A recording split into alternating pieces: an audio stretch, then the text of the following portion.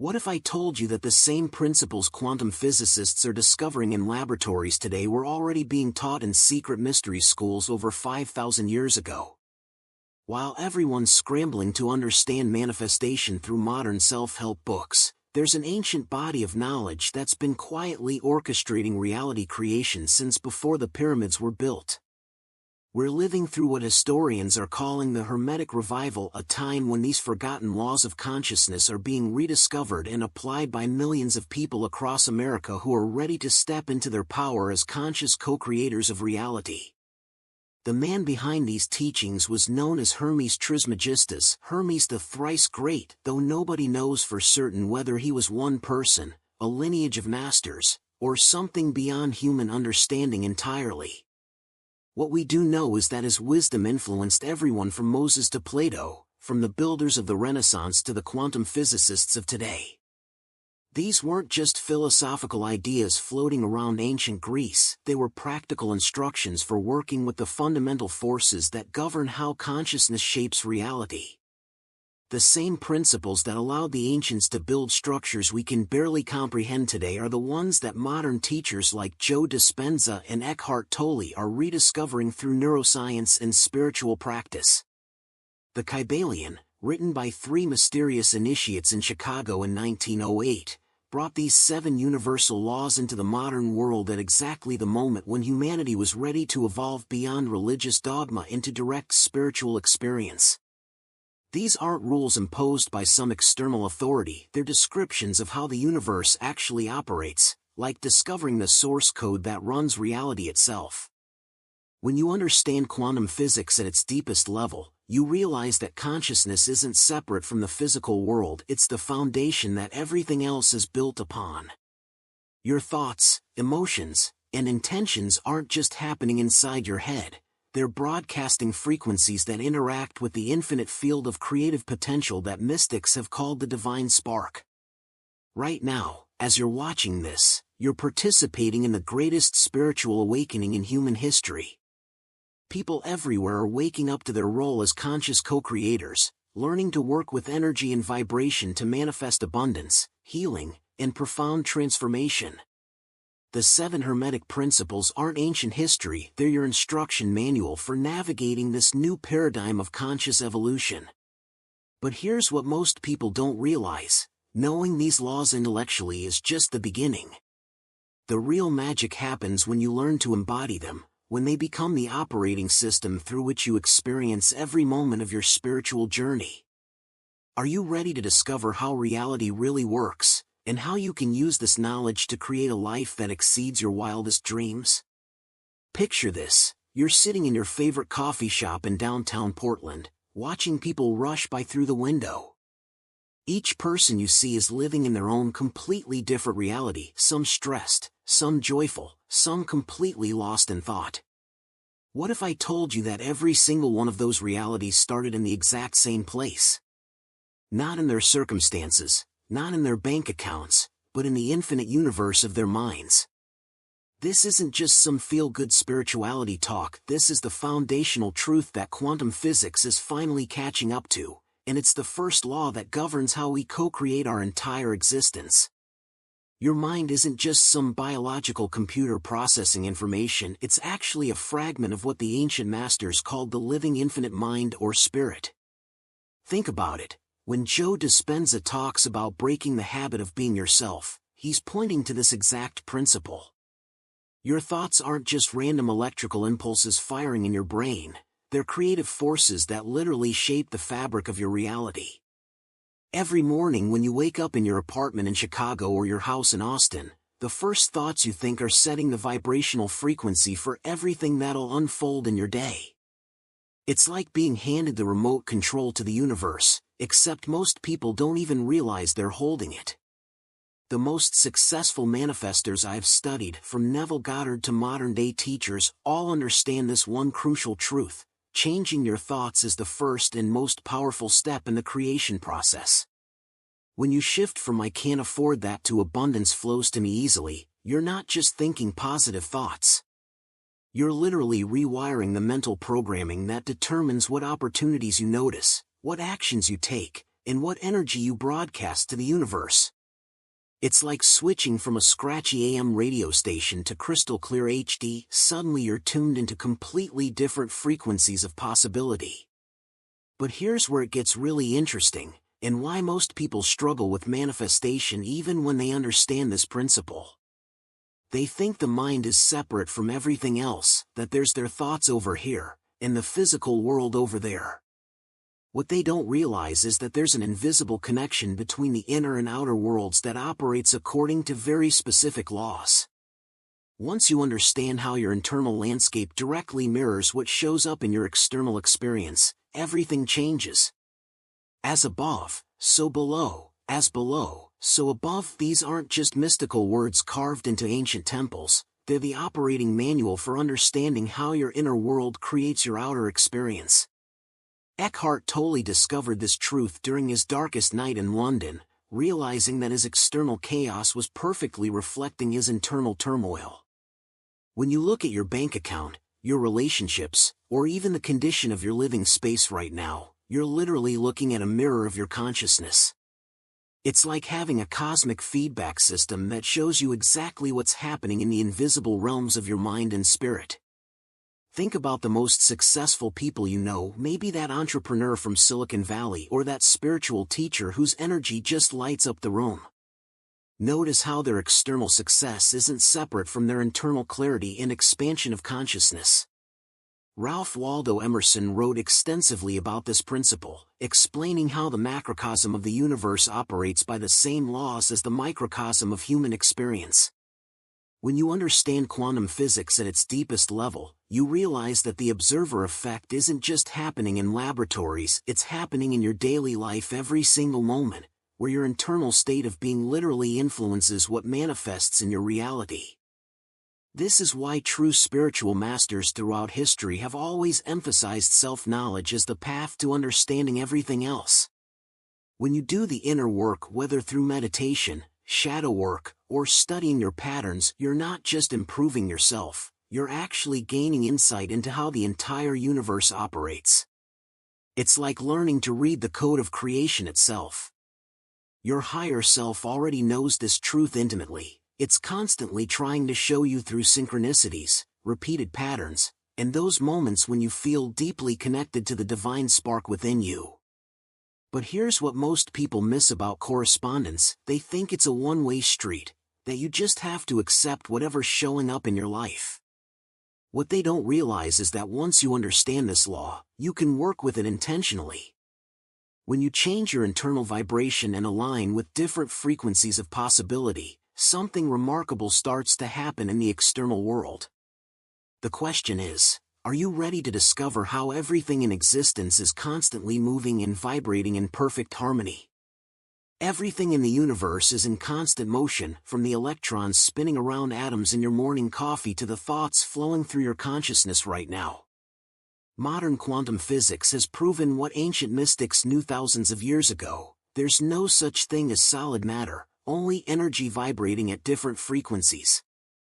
When you're feeling abundant and grateful, you're literally vibrating at a different rate than when you're stressed about bills or worried about the future. It's like tuning into different radio stations. Each frequency gives you access to completely different experiences, opportunities, and manifestations. Think about those moments when you walk into a room and instantly feel the energy shift.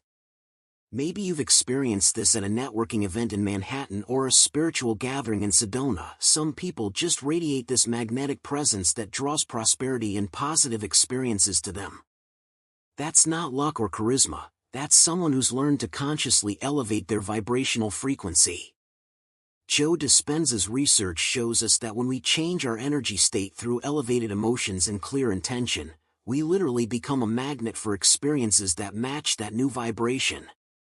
Your spiritual energy becomes like a broadcasting tower, constantly sending out signals that the universe responds to with mathematical precision. The most fascinating part about vibration is that different levels of reality are just variations in frequency. What looks solid to us is actually energy moving so fast it appears stable. When Neville Goddard taught about living in the end and feeling the wish fulfilled, he was guiding people to match the vibrational frequency of their desired reality. If you want to attract a loving relationship, you need to vibrate at the frequency of love. If you're seeking financial abundance, you must align with the energy of prosperity and gratitude. It's not about pretending or faking it, it's about genuinely elevating your consciousness to match what you want to co-create. But here's where most people get stuck with raising their vibration. They try to force themselves into higher frequencies while ignoring the lower ones that are also part of their human experience. What they don't understand is that even the challenging emotions serve a purpose, and trying to skip over them actually keeps you trapped in resistance. The real mastery comes when you learn to work with both ends of the spectrum. Every aspect of your experience exists on a spectrum between two poles: love and fear, abundance and scarcity, joy and depression. But here's what blew my mind when I first understood this principle: these opposites aren't actually separate forces fighting against each other. Carl Jung spent decades studying this concept, discovering that what we call opposites are really just different degrees of the same fundamental energy.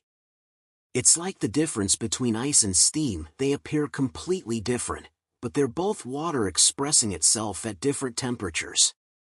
When you're going through a challenging period in your life, whether it's financial stress in Denver or relationship struggles in Miami, you're not experiencing something separate from abundance or love, you're experiencing the other end of the same spectrum. This understanding completely transforms how you navigate your spiritual journey and personal evolution. Instead of trying to eliminate negative emotions or challenging circumstances, you learn the ancient art of transmutation, consciously moving your energy from one pole toward the other.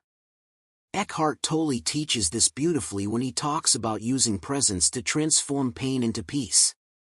When you feel anger, you don't suppress it or judge yourself for having it. You recognize that anger and love are on the same frequency spectrum, and you can consciously slide your vibration toward the love end. It's like having a cosmic dimmer switch that you can adjust based on where you want your consciousness to focus. The masters of manifestation and co-creation understand this principle so deeply that they use it as their secret weapon for rapid transformation. When they encounter obstacles or setbacks, they don't see them as problems to solve, they see them as indicators showing exactly where they have the most potential for growth and expansion.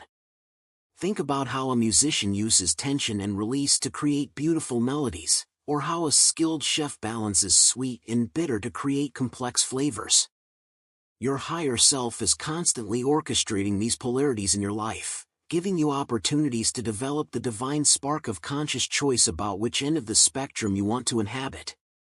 But polarity isn't just about individual emotions or circumstances, it governs the rhythm of entire lifetimes, civilizations, and cosmic cycles.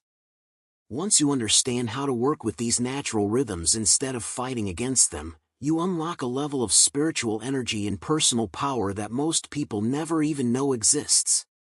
The question is, are you ready to discover how these cycles operate and how you can position yourself to transcend their limitations? Life moves like a cosmic pendulum, constantly swinging between expansion and contraction, creation and destruction, prosperity and challenge. You can see this rhythm playing out everywhere, from the rise and fall of Wall Street markets to the changing seasons in Vermont, from your own personal cycles of high energy and rest periods to the great cultural shifts that sweep across America every few decades. The ancient masters understood that this isn't random chaos, it's the universe breathing, expanding and contracting in perfect mathematical precision. When you align your consciousness with these natural rhythms instead of fighting against them, you tap into a level of spiritual energy that allows you to surf the waves of change rather than being crushed by them. Think about the great civilizations throughout history: ancient Egypt, the Roman Empire, the Renaissance period. Each one followed this same pattern of growth, peak, decline, and renewal. We're witnessing this exact cycle right now in our modern spiritual awakening, where more people than ever are seeking expansion of consciousness and exploring quantum physics, manifestation, and ancient wisdom.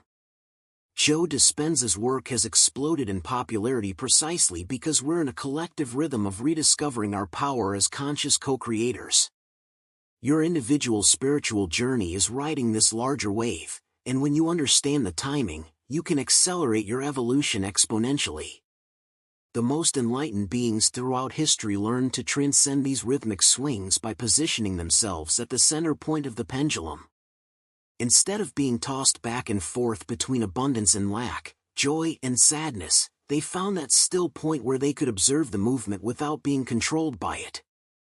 Neville Goddard taught this when he spoke about maintaining your desired state regardless of external circumstances.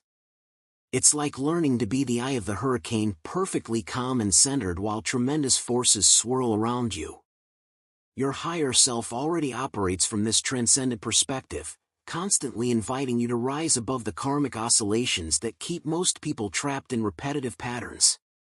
But here's what most people don't realize about rhythm: every swing of the pendulum is creating momentum that can be harnessed for conscious creation. The key is understanding that nothing in your life is happening by accident, and every experience is connected to every other experience through invisible threads of causation. Once you start to see these connections, nothing in your life is random, not the person who cuts you off in traffic in Los Angeles, not the unexpected phone call that changes everything, not even that lucky break that seemed to come out of nowhere. Every single experience you have is the result of causes you've set in motion, sometimes consciously, often unconsciously, and frequently from levels of reality that most people never even consider. This is karma operating not just as some distant cosmic justice system, but as the immediate, moment-to-moment feedback loop between your consciousness and the universe. When quantum physics talks about the observer effect, it's pointing to this exact principle. Your awareness, intentions, and vibration are constantly creating ripple effects across multiple dimensions of existence. The most profound realization comes when you understand that this law operates simultaneously across the physical, mental, emotional, and spiritual planes. That promotion you received wasn't just because you worked hard at your job in Seattle, it was also because you shifted your internal relationship with abundance, because you started seeing yourself as worthy of prosperity, and because your higher self orchestrated a series of synchronicities that brought the right opportunities into your path. Joe Dispenza's research reveals how changing your thoughts literally rewires your brain and broadcasts different electromagnetic signals, which then attract experiences that match your new internal frequency. Every cause you set in motion through your consciousness creates effects that ripple outward like stones thrown into a cosmic pond. What separates conscious co-creators from people who feel like victims of circumstance is this: they understand that they're always choosing their responses, and those responses become the causes for their next set of experiences. When something challenging happens, whether it's a financial setback, a relationship ending, or a health issue, instead of asking "why is this happening to me?" they ask "how is this serving my evolution, and what response will create the effects I actually want?" This shift from reaction to conscious response is where true spiritual energy and personal power emerge. It's like switching from being a pinball bouncing around randomly to becoming the player controlling the flippers. The beautiful thing about understanding cause and effect is that it reveals how every moment is a fresh opportunity to plant new seeds for your future. But most people don't realize that the most powerful causes aren't always actions, they're the subtle energies and qualities of consciousness that you embody. When you learn to generate these invisible forces intentionally, every act of creation in the universe requires the dance between two complementary forces: the receptive, intuitive, magnetic energy, traditionally called feminine, and the focused, directive, electric energy, traditionally called masculine. This isn't about biological gender or limiting societal roles. It's about the fundamental creative forces that exist within every person, every idea, and every manifestation process. Think about how the most successful entrepreneurs in Silicon Valley combine visionary intuition with decisive action, or how artists channel inspiration and then discipline themselves to bring it into form. Your consciousness operates the same way. When you're trying to co-create your reality, you need both the receptive ability to feel into what you truly desire and the focused energy to take aligned action in the physical world. The feminine aspect of your consciousness is like the soil of creation. It's your emotions, your intuition, your ability to receive guidance from your higher self and feel into the vibrational frequency of your dreams. This is where Neville Goddard's technique of feeling the wish fulfilled becomes so powerful. You're engaging the magnetic, receptive principle that draws experiences toward you through the invisible threads of spiritual energy.